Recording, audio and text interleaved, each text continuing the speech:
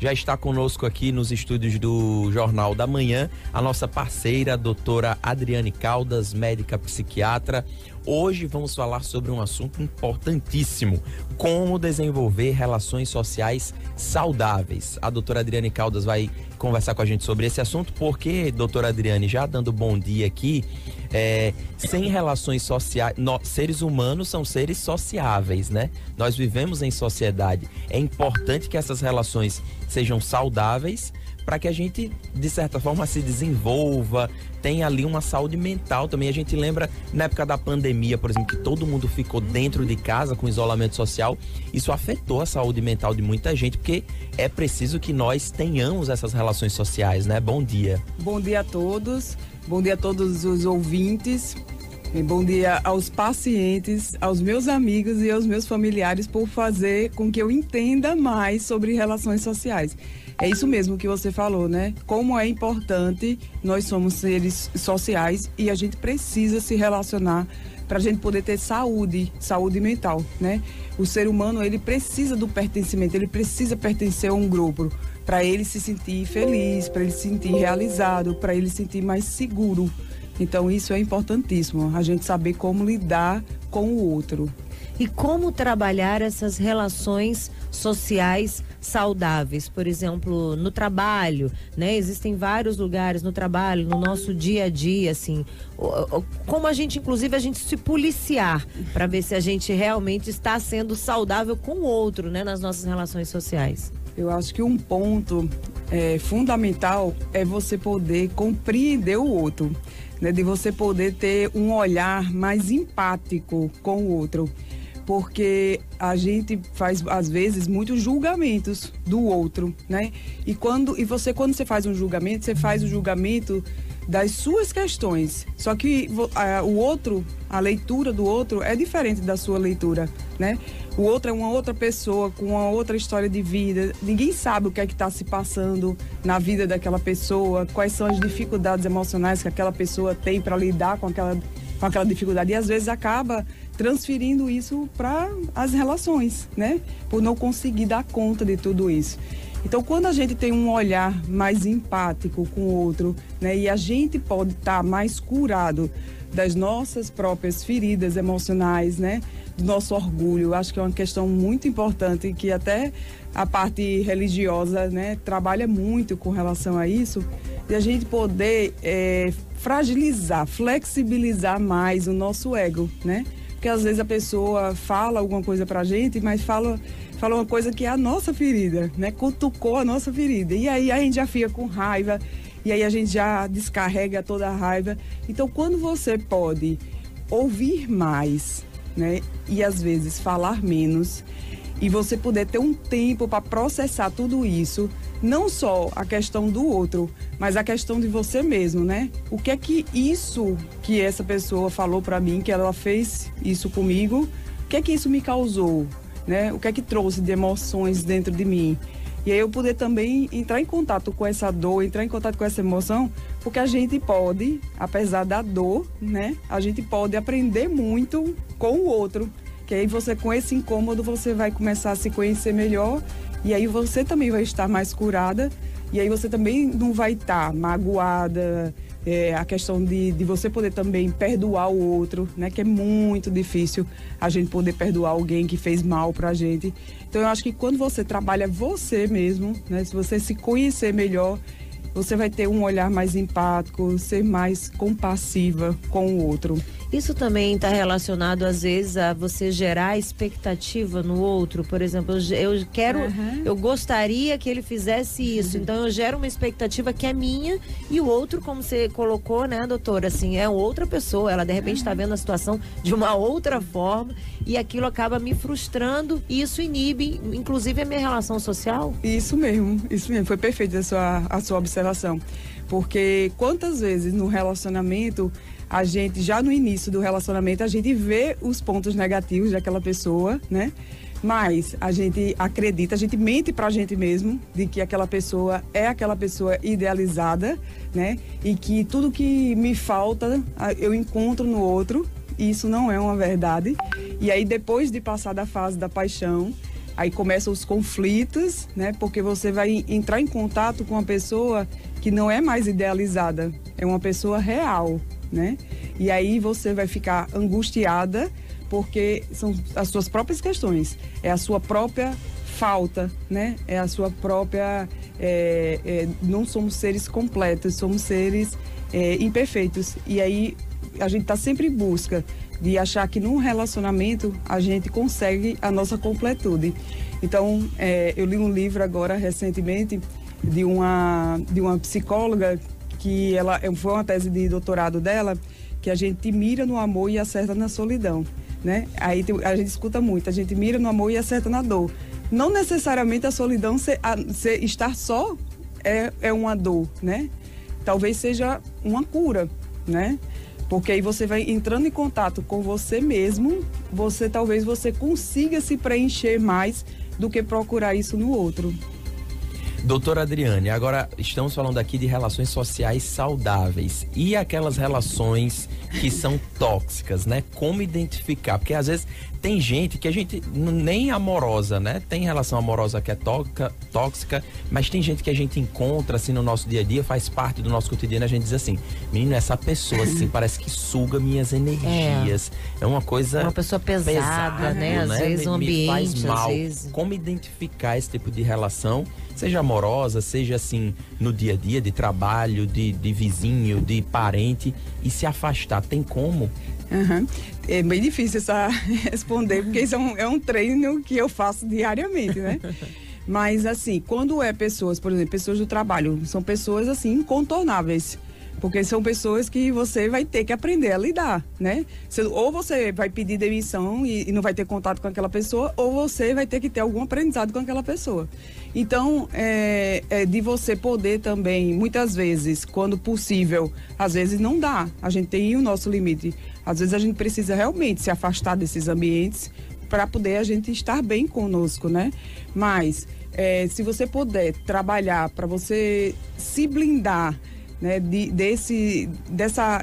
dessa toxicidade do outro, uma coisa que eu acho assim fundamental em qualquer tipo de relação é o limite, né, que eu vejo muito assim nos meus pacientes, a dificuldade e o adoecimento de burnout na questão do trabalho, de relacionamentos tóxicos, pela dificuldade do outro colocar o limite, né? Você vai aceitando muito, você vai sendo muito passivo, muito permissivo, e daqui a pouco você vai se distanciando de você mesmo e aí vai culpabilizando o outro, mas que na verdade quem criou tudo isso foi você mesmo, que teve a sua dificuldade de se posicionar, de colocar o limite e de se respeitar.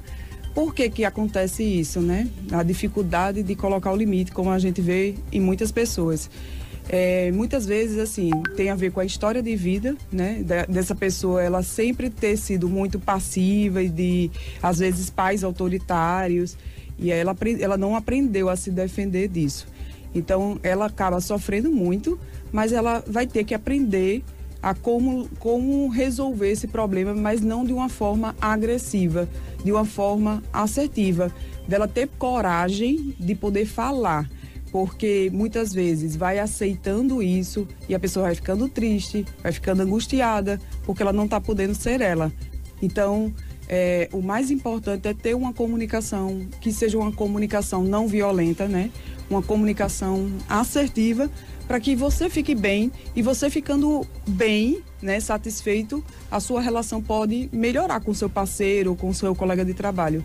Então, uma coisa que eu acho que é fundamental é o limite, porque o que eu vejo muito é assim, eu estou muito sobrecarregada no meu trabalho, porque meu amigo não faz o trabalho dele e coloca o trabalho dele para mim, eu acabo fazendo. Então, assim, mas vamos parar para pensar, será que o problema também não está em você? Né? Por que você permite que ele faça isso com você? Qual é a sua dificuldade de se posicionar? Porque é aquele tipo de pessoa que é muito proativo, que às vezes desde cedo... Quer agradar todo mundo. Isso que é importante. Porque assim, quando você faz alguma coisa de bom pro outro, né? Lógico, quem é que não gosta de ser paparicado, de ser mimado? Todo mundo gosta. Mas assim, quando você vai fazendo isso, o que é que você quer em troca disso? Você quer afeto. E muitas vezes você está querendo afeto porque você está faltando afeto dentro de você. Então, se você puder olhar para você e da mesma forma que você faz para tantas pessoas, você possa ter autocompaixão, né? De poder fazer também um pouquinho mais para você, isso aí vai melhorar muito, né? Que aí vai ser mais fácil de você colocar esse limite e poder conviver melhor com as pessoas. Acho que o limite é fundamental. Perfeito, perfeito. No nosso chat, o pastor Saulo André está aqui. Sobre o tema, eu sempre falo essa frase. Por outro lado, a falta de comunicação pode ser um terreno fértil para desentendimentos e conflitos, né? E o Gudson Barbalho diz assim, maravilhosa entrevista com a doutora Adriane. Queria que todo mundo tivesse ouvido essa fala dela.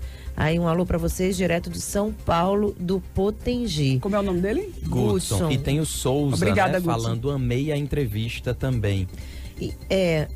Doutora, eu queria saber, aproveitando nesse assunto ainda, a gente tá aqui nos minutinhos finais. Já? Mas, infelizmente, a gente até tava comentando aqui essa história das relações sociais. Porque, às vezes a pessoa tá num elevador, entra ali um vizinho no condomínio e você não dá bom dia, você não olha pra cara da pessoa, às vezes você tá ali no celular e parece que você ignora aquela presença que é de outro ser humano que tá ali. E aí eu tava contando, né, que o meu condomínio, uma época, faz um tempo já isso, mas colocou uns avisos, assim, aqueles avisos que ficam no elevador, né, quando vai acontecer algum serviço, alguma coisa, aí eles colocaram lá, o síndico colocou regras de convivência e tal, quando você passa por outra pessoa, dê bom dia, né? Às vezes é um sorriso, uma coisa que tá dentro dessa relação social, desse convívio com os nossos vizinhos também, né? E é tão interessante, ontem eu tava conversando com a minha vizinha e a gente falando justamente sobre a questão do celular, como o celular ele tem dificultado o nosso convívio social, né? Se você senta, eu já parei muitas vezes para observar, no elevador, por exemplo, você entra, ninguém mais dá bom dia. As pessoas se fecham, olham logo pro celular ou abrem o celular, né? Parece que não tô afim de falar com ninguém, né? Isso acontece às vezes, você olha no shopping, as pessoas andando no shopping, olhando o celular, elas não se cumprimentam. Aquelas mesas de amigos, tá cada um no seu celular, né? As pessoas não se olham mais, então isso tem dificultado muito, né? Essa relação, doutora Adriane. Então é assim, a gente poder assim, refletir sobre isso, né? Que a gente mesmo faz, ter esse cuidado com a questão da dependência tecnológica mesmo, né? Porque, às vezes, como você, às vezes, usando o celular de uma forma desenfreada, você não está querendo, muitas vezes, buscar esse afeto virtual, né? No like, né? Que a pessoa curte a foto. Eu falando recentemente com uma colega, ela falou justamente isso. Eu tô meio fora das redes sociais porque eu tô percebendo que isso estava influenciando minha saúde mental. Eu estava ficando cada vez mais tempo no celular, porque eu estava sentindo assim tão desamparada emocionalmente, que ali quando eu postava uma foto e alguém fazia algum comentário, fazia algum elogio, isso me trazia, né, afeto. Então é importante você buscar esse afeto. Lógico, é bom você poder interagir na vida virtual, mas também buscar estar mais conectado com a vida real, né, com seus amigos, de poder conversar e não ficar focado tanto no virtual, né? E às vezes, assim, como essa questão do virtual acaba atrapalhando muito, as questões das comparações, e a pessoa começa a entrar num quadro muitas vezes ansioso, depressivo, porque não tem aquela vida que é projetada ali nas redes sociais. Hoje E essa história, bem rapidinho, dar um bom dia, né? Olhar pra cara da outra pessoa, sorrir, já é um começo para ter relação social mais saudável? Porque a relação social não precisa você falar, né? A gente fala através da comunicação não verbal. Então, assim, você dá um sorriso, às vezes a pessoa tá tão triste, aconteceu alguma coisa, não dormiu direito, tá com um problema sério. Às vezes só um bom dia, um sorriso, né? Ali já faz uma diferença na vida daquela pessoa, já muda o humor daquela pessoa, a pessoa já pensa de uma forma mais positiva, então faz muito bem, né? E eu acho que, doutora, às vezes na troca também, quando você dá um bom dia, às vezes a pessoa tá mal e aí ela já lhe devolve com outro sorriso, outro bom dia, já lhe faz bem também. Tem né? pessoas então faz que bem se surpreendem, né? Hoje em dia tem pessoas que surpreendem, né? Você chega e você faz diferente, você dá um bom dia, a pessoa até olha como se fosse algo estranho. Ela não falou comigo, ela tá me dando um bom dia, assim. Tá tão difícil as pessoas darem um bom dia, serem gentis. Então, assim, a gente vê essa questão da rede social. Eu tava vendo, inclusive, uma psiquiatra falando, né, que hoje um dos casos, assim, que mais as pessoas estão mais doentes é a comparação. Hoje o problema é a comparação. né? A senhora falou dessa questão assim da pessoa ser sociável. Hoje a curtida, o like é o que te satisfaz. Não, eu sou uma pessoa muito bem relacionada porque eu tenho tantos likes, eu tenho tantas curtidas. E os haters, né? Também então assim, e a sua vida social, assim, como que anda a sua vida real, né? Então assim, é esse olhar e a gente tá sempre se policiando em relação a isso. E tendo que refletir a gente mesmo, né? Para ter esse cuidado. Eu acho que na vida tudo é um equilíbrio, né? Quando você vê que tá realmente focado demais em redes sociais e passando em excesso e atrapalhando a sua produtividade, é hora de parar para pensar o que é que está acontecendo com você, que você precisa trabalhar em você mesmo, né? E ter esse autocuidado com você. É isso, doutora Adriane Caldas, médica psiquiatra, parceira do Jornal da Manhã. Doutora, muitíssimo obrigado pela sua participação aqui com a gente, falando sobre esse assunto. Eu acho que, inclusive, tem que ter parte 2. Tem que ter parte 2, porque isso foi muito rápido. Então, aí eu quero aproveitar a oportunidade para convidar para um simpósio que vai acontecer agora sábado. Eu vou dar uma palestra e a minha palestra vai ser sobre relacionamentos saudáveis. São os pilares, um primeiro simpósio de pilares da saúde mental. Foi a convite de uma amiga minha, de Evelyn, que é nutricionista, e ela vai falar da nutrição relacionada aos desempenho cognitivo, à saúde mental, e uma psicóloga também falar sobre o gerenciamento de emoções. Vai ser no CTC, de 8 a meio-dia, agora sábado, dia 6, e as inscrições podem ser feitas pelo telefone 8499-820-8000. Tá? Olha aí, repete pra gente o número do celular. Sábado pela manhã no CTC, doutora Adriane, nutricionista, psicóloga, todo mundo falando sobre esse assunto da saúde mental. Isso, mas como, assim, se quiser mais informações também, pode seguir pelo @Elo Corpo e Mente, que é a página que está oferecendo o simpósio, e o telefone é 8499-820-8000. E nós estamos também colocando aí no canal da Jovem Pan Natal o informativo aí sobre esse primeiro simpósio Pilares da Saúde Mental, como enfrentar os desafios atuais. E aí tem todas as informações aí que a doutora Adriane Caldas estará. Bom, eu já fiquei interessada aí pra gente ir lá assistir essa palestra. Acho que temos que ter sim parte 2, viu? Muita coisa ainda para falar sobre esse assunto importante, porque a gente vira a chavinha aqui. Peraí, nós estamos nos policiando, estamos dando bom dia, boa tarde, estamos olhando nos olhos das pessoas. Muito interessante. Criar isso, uma rotina, né? De ser mais gentil. Exatamente. Doutora Adriane, muito obrigado. E a frase para encerrar, né? Que a nossa mente é a locomotiva da felicidade, a gente não pode esquecer disso. É importantíssimo isso, assim, se você for parar para pensar, você estando bem, com a sua cabeça boa, né, tudo flui, tudo vai para frente. É verdade.